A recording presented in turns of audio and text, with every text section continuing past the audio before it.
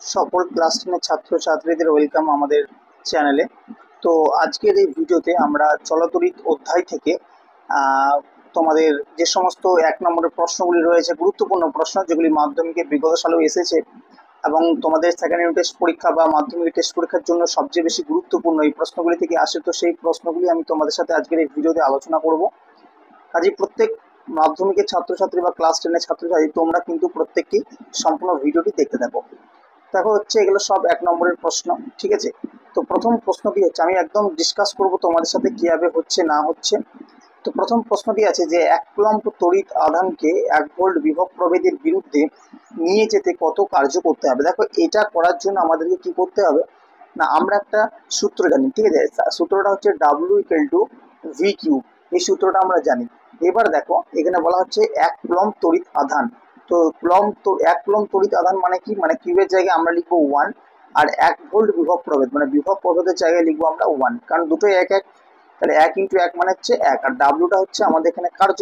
তাহলে W equal যদি VQ হয় তাহলে ডাব্লু ইকুয়াল 1 × 1 মানে হচ্ছে 1।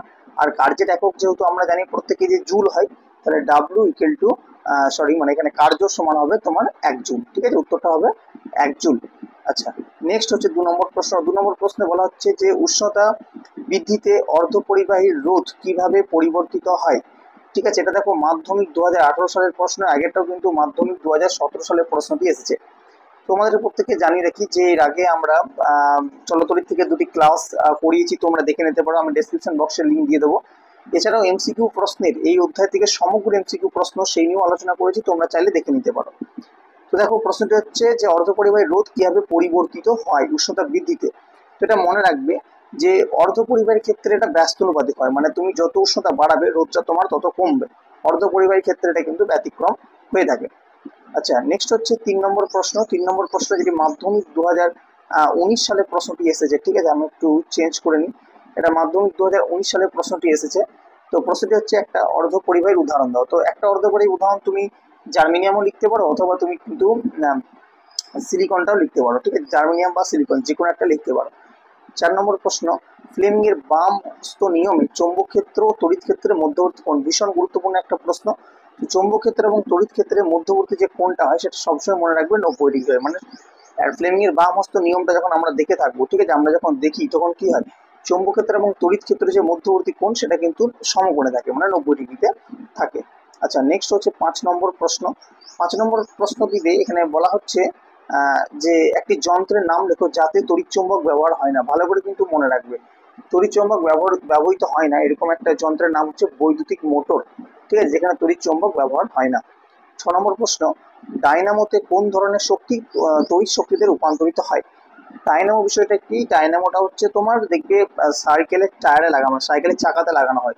এই ডায়নামোটা কি যত ঘর্ষণ করবে তত তোমার তড়িৎ উৎপন্ন হবে, কারেন্ট উৎপন্ন হবে। তো এবার এখানে কোন শক্তিতে রূপান্তরিত হয়। এবার দেখো ডায়নামোটা যখন চাকাতে লাগানো হয়, চাকাটা তখন ঘোরে, ঠিক আছে, চাকাটা তখন ঘোরে।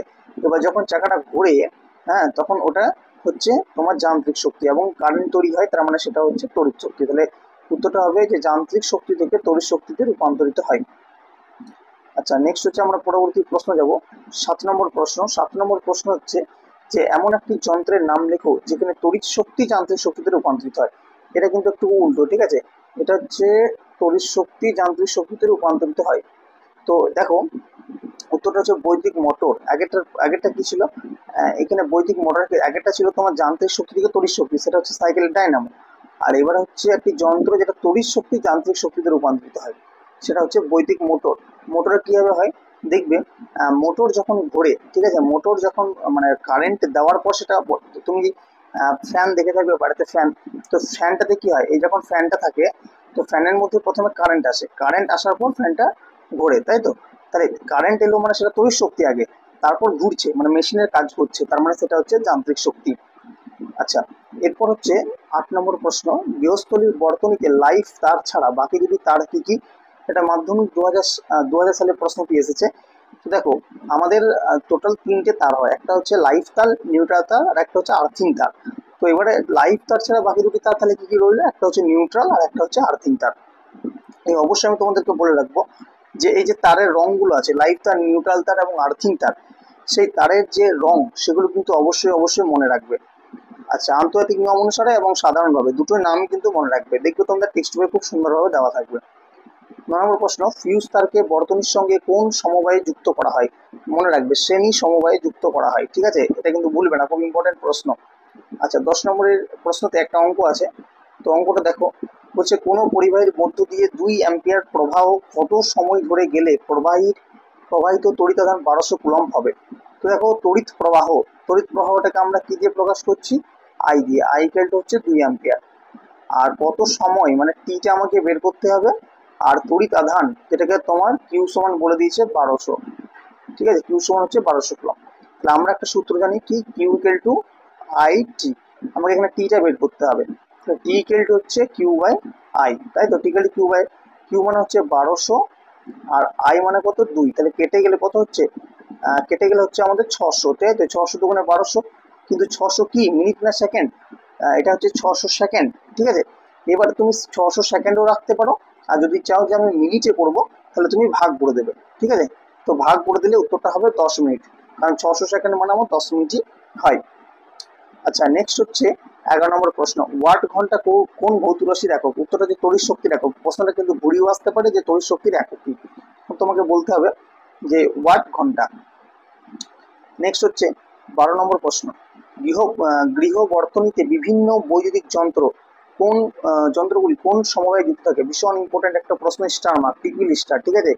এটা মনে রাখবে যে গৃহস্থলীর যে সমস্ত যন্ত্রপাতি রয়েছে সবগুলো কিন্তু সমান্তরাল সমবায়ে যুক্ত থাকে, ঠিক আছে। আচ্ছা, এরপর হচ্ছে 13 নম্বর প্রশ্ন। 13 নম্বর প্রশ্ন বলছে যে বাল্যচক্রে ঘূর্ণনের অভিমুখ, এখানে স্পেলিংটা বলে যায়, ঘূর্ণনের অভিমুখ কিভাবে বদলাবে? তো তুমি মনে রাখবে যে তড়িৎ প্রবাহের অভিমুখ আর চৌম্বক ক্ষেত্রের অভিমুখের মধ্যে যে কোনো একটাকে যদি তুমি বদলে যাও তাহলে ঘূর্ণনের অভিমুখ অটোমেটিক বদলে যাবে, ঠিক আছে। দুটোর মধ্যে যে কোনো একটা যদি বদলে যাও তাহলে কিন্তু ঘূর্ণনের অভিমুখ বদলে যাবে। নেক্সট হচ্ছে 14 নম্বর প্রশ্ন। 14 নম্বর প্রশ্নে বলা হচ্ছে একটি তারকে কেটে সমান দুটুকরো করা হলো, তারটি উপাদানের রোধাঙ্কের কি পরিবর্তন হবে? সেটা ভালো করে মনে রাখবে, তুমি তারটি কেটে দুটুকরোই করো বা 5 টুকরোই করো, রোধাঙ্কের কোনো পরিবর্তন কিন্তু হয় না, ঠিক আছে, রোধাঙ্কের কোনো পরিবর্তন হবে না। আচ্ছা, এবার হচ্ছে 15 নম্বর প্রশ্ন, বৈদ্যুতিক বর্তনীতে সুইচকে কোন সমবায়ে যুক্ত করা হয়? মনে রাখবে সুইচকে সবসময় শ্রেণী সমবায়ে যুক্ত করা হয়, ঠিক আছে, সুইচকে শ্রেণী সমবায়ে যুক্ত করা হয়। 16 নম্বর প্রশ্ন, জেনারেটরের মূল নীতি কিসের ওপর ভিত্তি করে গড়ে উঠেছে? খুব ভালো করে পড়বে, তড়িৎ চৌম্বকীয় আবেশ, ঠিক আছে, জেনারেটরের মূল নীতি তড়িৎ চৌম্বকীয় আবেশের উপর ভিত্তি করে গড়ে উঠেছে। এগুলো আমি ডিটেলস আলোচনা করব যখন আমরা এর উপর ক্লাসটা করব তড়িৎ চৌম্বকের উপর, তখন আমি এটা বলে দেবো। 17 নম্বর প্রশ্ন, রোধাঙ্কের এসআই একক কি? দেখো, রোধাঙ্কের এসআই একক হচ্ছে ওহম মিটার, যদি বলে রোধের একক তখন আর তুমি বলবে যে ওহম, আর রোধাঙ্কের এসআই একক হচ্ছে ওহম মিটার, যেটাকে আমরা ওহম তারপরে এমনি এম লিখবো মানে মিটার, ঠিক আছে, এইভাবে লিখতে পারি, কারণ এমসিকিউ প্রশ্ন তো দিতে পারে এইভাবে। 18 নম্বর প্রশ্ন বলছে দুটি 10 ওহম রোধকে সমান্তরাল সমবায়ে যুক্ত করলে তুল্যাঙ্ক রোধ কত হবে? দেখো, দুটি 10 ওহম রোধকে যদি যুক্ত করো তাহলে কত হয়?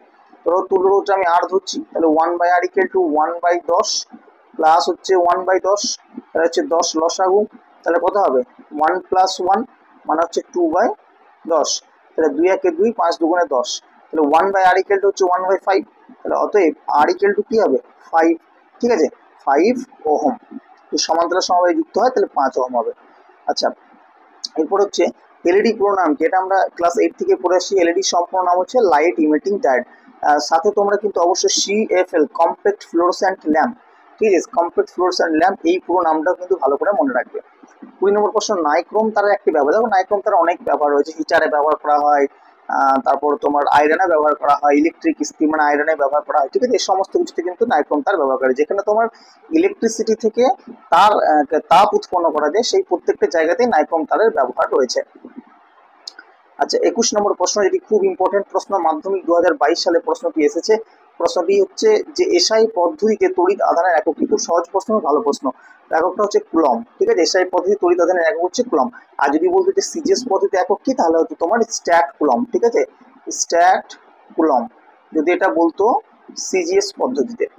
22 নম্বর প্রশ্ন বলছে তড়িৎ পরিবাহিতার একক কি? এটাও মাধ্যমিক 2022 সালের প্রশ্ন, তড়িৎ পরিবাহিতার একক কি?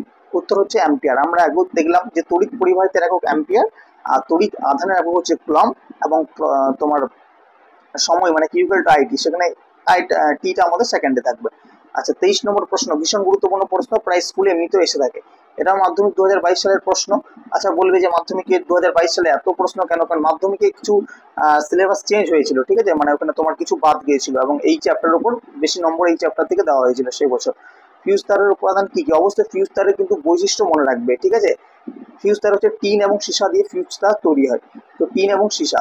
আচ্ছা, আজকের ভিডিওর একেবারে শেষ প্রশ্ন, খুবই গুরুত্বপূর্ণ প্রশ্ন, প্রত্যেকটা প্রশ্ন, এটা মাধ্যমিক 22-এর প্রশ্ন।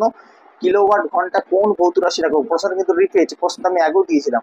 তো কিলোওয়াট ঘন্টা হচ্ছে তড়িৎ শক্তির একক, ঠিক আছে, বোঝা গেল। এই কটা প্রশ্ন আজকের ভিডিওটা ছিল, খুব ইম্পর্টেন্ট প্রশ্ন। এই 24টা প্রশ্ন, সবাই ভালোভাবে প্রিপারেশন নেবে 24টা প্রশ্ন। আশা করবো তাই তোমাদের টেস্ট পরীক্ষায় বলো বা ইউনিট টেস্ট পরীক্ষায় বলো তোমাদের আসবে। ফাইনালের জন্য ক্লাস কিন্তু আমি আবারও করাবো। তো কেমন লাগলো তোমাদের ভিডিওটি অবশ্যই জানাবে, এবং ভিডিওটি ভালো লেগে থাকলে অবশ্যই শেয়ার করতে পারো আর লাইকও করতে পারো। আর যারা আমাদের ভিডিও নতুন দেখছো, যারা আমাদের চ্যানেলে নতুন, অবশ্যই চ্যানেলটিকে সাবস্ক্রাইব করে নেবে। তো আজকে ভিডিও এখানে রাখছি, দেখা হবে পরবর্তী ভিডিওতে। ধন্যবাদ সকলকে সম্পূর্ণ ভিডিওটি দেখার জন্য।